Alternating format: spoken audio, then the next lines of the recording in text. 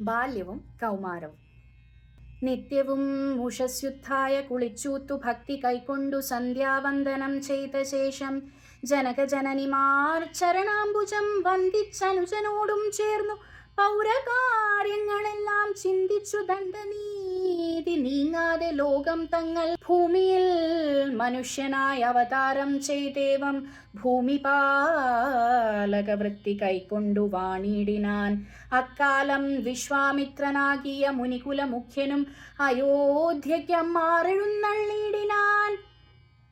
ജ്ഞാനമാവാസി തോറും പിതൃദേവാദികളെ ധ്യാനിച്ചു ചെയ്തിടുന്ന ഹോമത്തെ മുടക്കുന്നോർ മാരീച സുബാഹുമുഖ്യന്മാരാം നക്തഞ്ചരന്മാർ ഇരുവരും അനുചരന്മാരായുള്ളോരും അവരെ നിഗ്രഹിച്ചു യാഗത്തെ രക്ഷിപ്പാൻ അവനീപതേ രാമദേവനെ അയക്കേണം.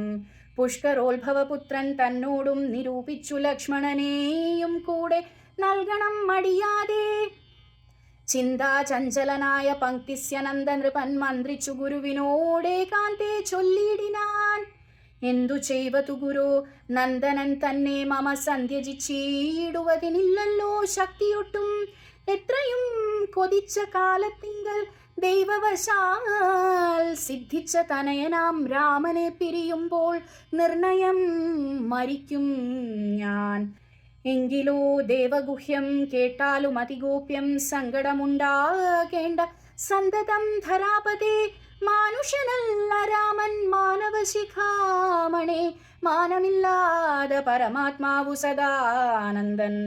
പത്മസംഭവൻ മുന്നം പ്രാർത്ഥിക്ക മൂലമായി പത്മലോചനൻ ഭൂമി ഭാരത്തെ കളവാനായി നിന്നുടെ തനയനായി കൗസല്യാദേവി തന്നിൽ വന്നവതരിച്ചിതു വൈകുണ്ഠൻ ശ്രീനാരായണൻ.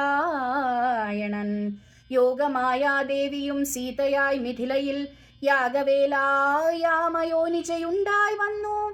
ആഗതനായാൻ വിശ്വാമിത്രനും അവർ തമ്മിൽ യോഗം കൂടിയിടുവതിനെന്നറിഞ്ഞിടേണം നീ.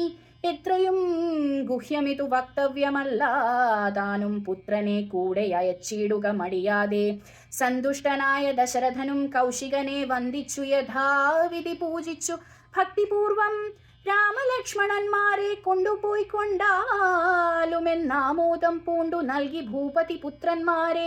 വരിക രാമ രാമലക്ഷ്മണ വരികയെന്നരികെ ചേർത്തു മാറിലണച്ചു ഗാഠം ഗാഠം. പുണർന്നുടൻ നുകർന്നു ശിരസിങ്കൽ ഗുണങ്ങൾ വരുവാനായി പോവിനെന്നുര ചെയ്താൻ.